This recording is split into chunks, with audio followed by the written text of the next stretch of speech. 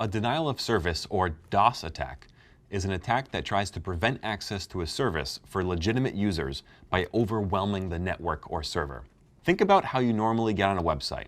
Most major websites are capable of serving millions of users. But for this example, imagine you have a website that could only serve 10 users. If someone was performing a denial of service attack, they would just take up all 10 of those spots, and legitimate users would have been denied the service because there's no more room for them. Now apply that to a website like Google or Facebook. DOS attacks try to take up those resources of a service and prevent real users from accessing it. Not a pretty picture. The ping of death, or POD, is a pretty simple example of a DOS attack. It works by sending a malformed ping to a computer. The ping would be larger in size than what the Internet Protocol was made to handle, so it results in a buffer overflow. This can cause the system to crash and potentially allow the execution of malicious code. Another example is a ping flood, which sends tons of ping packets to a system. More specifically, it sends ICMP echo requests, since a ping expects an equal number of ICMP echo replies. If a computer can't keep up with this, then it's prone to being overwhelmed and taken down. Not cool, ping flood. Not cool. Similar to a ping flood is a SYN flood. Remember that to make a TCP connection, a client sends a SYN packet to a server it wants to connect to. Next, the server sends back a SYN ACK message.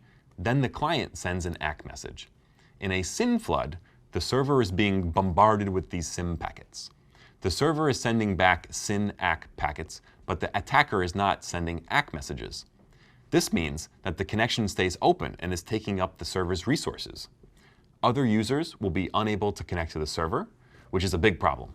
Since the TCP connection is half open, we also refer to SYN floods as half-open attacks. Sounds messy, right? It is.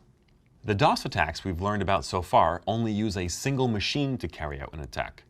But what if attackers could utilize multiple machines? A much scarier scenario. They'd be able to take down services in greater volumes and even quicker rates. Even scarier, attackers can absolutely do that. A DOS attack using multiple systems is called a distributed denial of service attack, or DDoS.